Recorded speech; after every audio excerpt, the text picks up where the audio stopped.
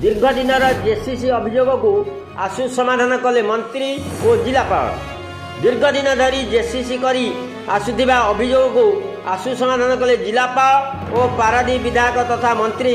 पारादीप रे दीर्घ दिन धरी 3 ट्रक मालिक संघ अभियोग करी आसुथिले जे रास्तार डाहाण पटरे धाड़ी बांधी आयरन ट्रक गुड़िक यातायात करुवा बेले छिड़ा हो रही अन्य ट्रक मालिकंर गाड़ी गुड़िक यातायात नाई नथिबार असुविधार पड़ुथिबा नै पुलिस प्रशासन और जिला प्रशासन पाखरे अभियोग करि आस्थिले।